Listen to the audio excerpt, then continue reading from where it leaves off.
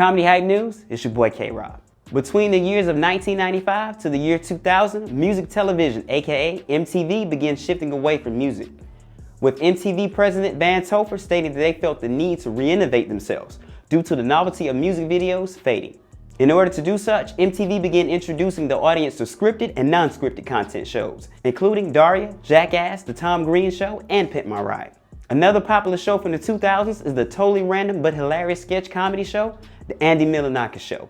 When you mention the name Andy Milonakis, most people's memories immediately flash back to the show's theme.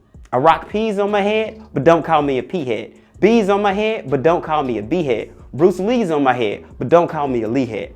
But what do you know about the man from which the show is named after? So here's what happened to Andy Milonakis. Andrew Michael Milonakis was born January 30th, 1976 in Canton, New York City. Milonakis was born with the growth hormone deficiency, causing Milonakis to have an appearance and the voice of an adolescent. And while attending John Jay High School in Lewisboro, where Milonakis used comedy and his sense of humor as a preemptive defense mechanism.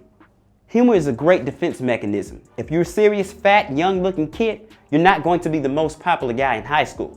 Self-deprecation is an awesome way to steal people's thunder. You make fun of yourself, people like you. Milonakis disliked school but excelled in computer science and security.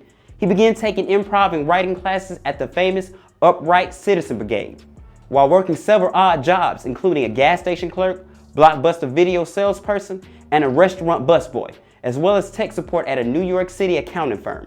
During his stint at the accounting firm, he started becoming fascinated with the emergence of the webcam and home video, which led him to upload comedy sketches and raps to the internet for fun. This predated YouTube, so his videos were posted on a website called Angry Naked Pat, and within 2 weeks' time, the videos caught steam and made its way around the net, with Milonakis gaining an audience of a few hundreds for its initial few years, making him part of the first few to participate in internet comedy. I think of a topic and just ran on it, and transfer it to a computer, and upload it. It's such a quick thing. You post it on your website, and after an hour, 10 people write comments. It's instant gratification to do something creative and then instantly get feedback on it. There was no waiting, so it became a little addictive thing. One night after being invited to a Super Bowl party and turning it down, Milonakis uploaded a video to his website entitled, "The Super Bowl is Gay." Why are they so gay? Why is everything gay? KFC is gay. McDonald's is gay. A video he shot and uploaded in less than an hour. Milonakis said in the span of a week, traffic on his website increased from 200 to 2,000 to 90,000, and he also began receiving emails from people saying they'd seen his videos on websites other than his own, including collegehumor.com, amongst others. The websites and radio stations even started requesting interviews with him. Milonakis' videos would eventually end up being discovered by comedian Jimmy Kimmel. Kimmel enjoyed Milonakis' content so much that he featured him on segments of the Jimmy Kimmel Show. That led to an opportunity to pitch a show to the people at MTV. I've enjoyed it so much, I think because of the way I got it. At one point, I was staying in a hotel in Florida for free, looking off this balcony on my first assignment for the Jimmy Kimmel Show. All because of the stupidest thing I ever done in my life. All because of something so dumb that was really gratifying. So he brought me to MTV. They showed him my old clips. They showed him clips of me on Kimmel Live. They ended up doing a pilot. I had to wait 2 months for MTV to watch my pilot with another 20 pilots of other shows to pick from. It's kind of easy to get a pilot shot, a test episode, but it's really hard for them to pick your show out of 20 other shows they see. So 2 months later, after we shot that, I was kind of in limbo, feeling not confident, being why are they gonna pick my weird ass show over the other shows? I got a call from Jimmy I got Tony DeSanto on the other line. He was the executive producer. As soon as he said that, I got the other guy on the line. Part of me thought he could say, sorry, it's not gonna work out. But a big part of me was if he's calling me and asking and saying he has the other producer on the line, feels like it means something good. And they were yeah, we want to tell you, we're going to pick up your show. The Andy Milonakis Show premiered on June 26, 2005 on MTV. By the time it ended its third season run, the show also aired on MTV2. The show featured several sketches and also was co-starred by Milonakis' actual neighbors of the lower side of Manhattan. The show had no real plot, intended to be absurdist and silly. It often features a man on the street segment and several famous guest stars, including Lil Jon and the East Side Boys, Snoop Dogg, Yin Yang Twins, Fat Joe, 3 6 Mafia, and many more. When the first episode of my show came out, and that week, I went to a club and I was attacked by like hundreds of people. I had like one of my first panic attacks ever. I couldn't handle it. The show would air its final episode on May 1st, 2007. While he was a guest on the Brilliantly Dumb podcast, Milonakis revealed the reason why the show ended. MTV's urge to make MTV a reputable station is what led to its downfall.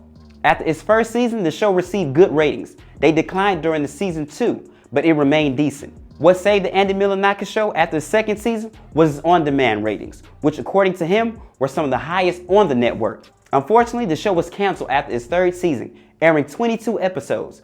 The show also received high ratings on MTV as opposed to MTV2. Following the cancellation, he would continue to make multiple appearances on television and film, including 2007 sports comedy Who's Your Caddy, starring Antoine Big Boy Andre Patton, and 2012's Mac and Devin Go to High School, headlined by Snoop Dogg and Wiz Khalifa. Milonakis is also credited with co-writing the dialogue in the film.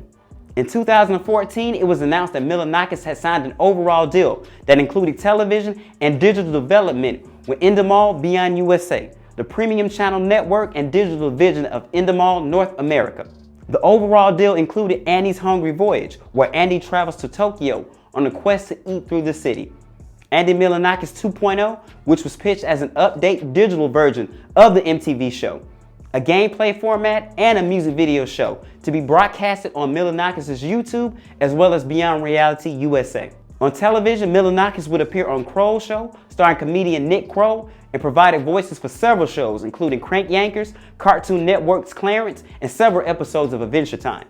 Milonakis is a huge fan of hip-hop and rap from a very early age, so much so that a lot of his earliest content including rapping and freestyles. His love of the music genre also inspired the celebrity guest appearances on his MTV show. As an artist himself, he was part of the rap group 3 Loco with Dirt Nasty and Riff Raff. He released a mixtape and an EP and several singles, even featured on songs with Snoop Dogg, Gucci Mane, and Chief Keef. I wrote a verse and recorded it with Gucci Mane's engineer. I honestly didn't know I was on a Gucci track until after the song was done. Fredo Santana, Chief Keef's cousin, heard the song and was like, "Yo, I'm going to hit Gucci and tell him you're on the song."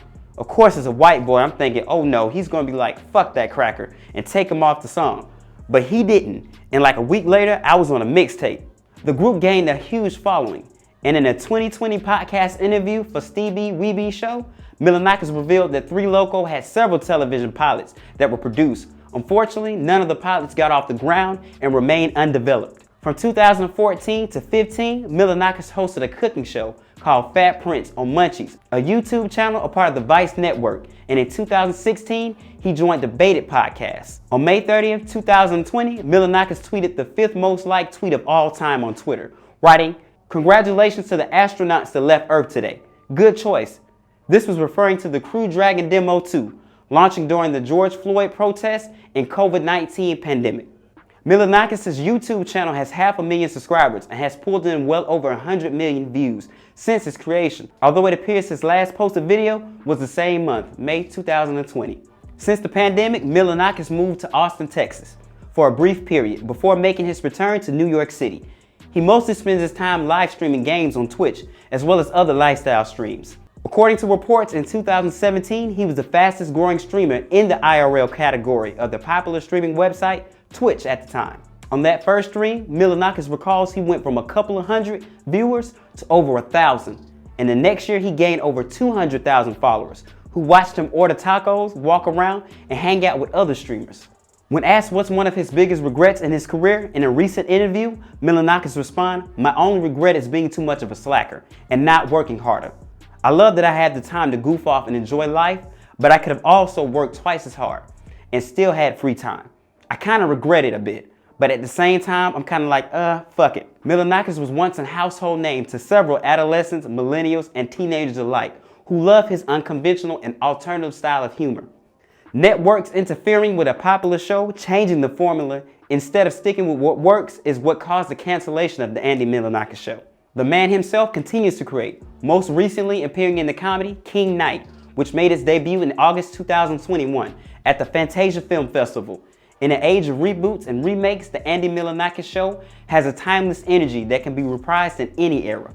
Stay up to date with the latest news and comedy by subscribing here to our YouTube channel, follow Comedy Hype across all social media, and look out for our original content on our new streaming service at comedyhype.com. For Comedy Hype News, it's been your boy K-Rob.